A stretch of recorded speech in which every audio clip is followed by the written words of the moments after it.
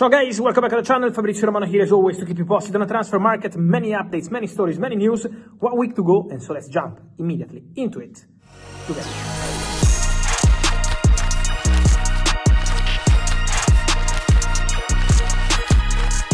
Guys, here we are. The market is entering into important final stages, and so news. Let's go into it, starting with some of the updates of the day, because I wanted to start. One of the latest news: Napoli advancing in talks with Manchester United for Rasmus Højlund. Loan with an option to buy to become mandatory under certain conditions, and so deal advancing for Højlund to Napoli, waiting on the agreement, player, club on the contract. But Højlund could soon leave Manchester United and go to Napoli. Meanwhile, Antony, Betis, Manchester United, the talks ongoing again today to try to accelerate and get the deal done for the Brazilian, as I told you on the video here on the channel around lunchtime. So working hard on the outgoings: Antony, Rasmus Højlund, Garnacho destination Chelsea, and more. I also wanted to touch on the situation of Mainoo, because I'm receiving many questions on Mainoo. 0 minutes in Fulham Manchester United, so it always feels strange when you see a player like Mainoo, a top talent like Mainoo, and you can see in his face probably how strange also feels to him to have zero minutes against Fulham in a game that you have to win, and they didn't. So for sure, for Mainoo is a difficult thing to accept, but at the same time, guys, I'm not aware of Mainoo communicating as of today to Man United any desire to leave the club, any desire to say goodbye. So at the moment, the situation remains under control. It's just one game, as Ruben Amorim said. Of course, they have to talk to the player. They have to talk to Rasmus Højlund, to Mainoo, to explain him what's the situation in terms also of future perspective. You remember that it was months ago when Man United were very close to reaching an agreement with Mainoo over a new contract. Then what happened is that Dan Ashworth, who was leading those negotiations, left the club, new directors, and so for Manchester United it was time to restart. New manager, Ruben Amorim, so the world around Mainoo changed. And now to be in this situation, obviously, is not easy when you see a player like Mainoo not playing, not even 1 minute for Manchester United against Fulham. So let's follow the situation, let's see what's going to happen there. But at the moment, still no negotiations. I would not add any panic to the situation of Mainoo. Let's see what happens in the next days. In case something happens, I will be here to update you. But at the moment, we can't talk about Mainoo as a player who can surely leave Manchester United in these final days, because at the moment that's not the case. If something happens, I will be here to let you know. On the other side of Manchester, guys, I am aware of many denials on Gigio Donnarumma and Manchester City agreement on personal terms. I maintain my position. I'm sure that Donnarumma has an agreement with Manchester City on personal terms.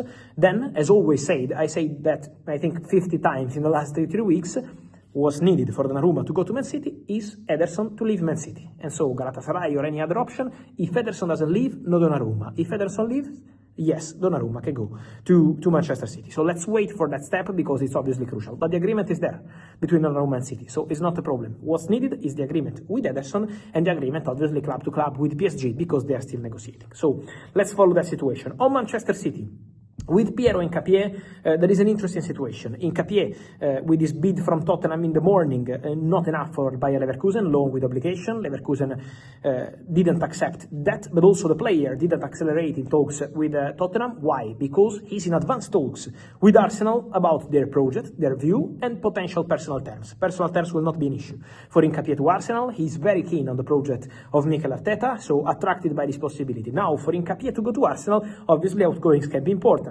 Kivior, the situation of Zinchenko. Let's see what's going to happen there. Kivior, I told you about, Porto, and more. So let's follow that situation. But in case Hincapie leaves Bayer Leverkusen, one of the options could be Manuel Akanji. Akanji, who is attracting a lot of interest in the market. Man City accepted a bid from Galatasaray a few days ago. That bid was £15 million. So club to club done, but what's needed is still the green light from the player, and at the moment Akanji is still not accepting Galatasaray. So let's see what happens there. Bayer Leverkusen are interested in the player in case Hincapie leaves and goes to Arsenal, so let's follow also that situation. But for sure, defenders will be an interesting topic for these final days, because obviously a player of the level of Manuel Akanji will also be interesting to follow and monitor in the final days of the window. It's going to be interesting to see what happens at Chelsea. I told you about Nkunku, Bayern, Leipzig, but also Aston Villa, my exclusive story from the weekend. Nicolás Jackson, as I told you guys, many clubs involved. Bayern keep calling, so Bayern are in the mix. Bayern are there for Nicolás Jackson. Then there is the interest again from Newcastle, interest from Aston Villa, so several clubs calling for Jackson. Let's see what happens maybe with other top clubs around Europe interested in the next days, because Jackson is probably now the next big piece among strikers on the market who can go in the next days, and he's expected to leave Chelsea. So let's follow the situation, because Bayern keep calling. They spoke to Chelsea again in the recent hours. Newcastle keep considering internally Jackson and made some contact with his camp. Aston Villa would love to get the player. Unai Emery is pushing a lot, but this depends on what happens with the other clubs. And then let's see if some other top clubs around Europe can be interested in Nicolás Jackson, because I think that situation will be interesting for Jackson in the next days. Chelsea exits. We said about Nkunku, we said about Jackson, we said today about Disasi and Bournemouth. Now, Tyrique, George, Roma are interested in the player. Roma, who had contacts for Sancho, but Sancho is still not opening the door to an exit to join Roma.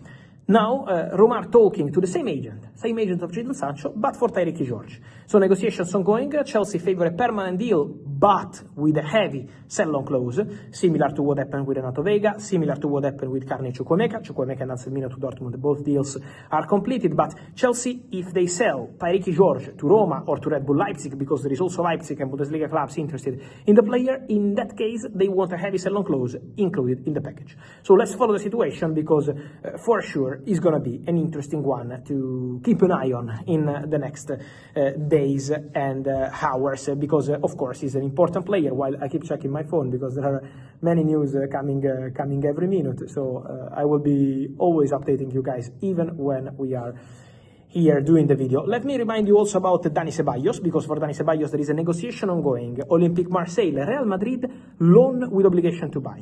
This is the formula of the deal for Dani Ceballos. So negotiation underway with the player and with Real Madrid trying to reach an agreement. Then I wanted to add also, guys, something for you on Eyoung, this talent from Villarreal, because today Sport in Spain, an important newspaper, shared about the interest of Barcelona. I can tell you that at the moment Barcelona have not made any official step, are not advancing to the end of the deal, but see this guy as a very big talent. And so Barcelona are aware of his release clause. Barcelona believe that the release clause of Eyoung is under the reported 11 million euros.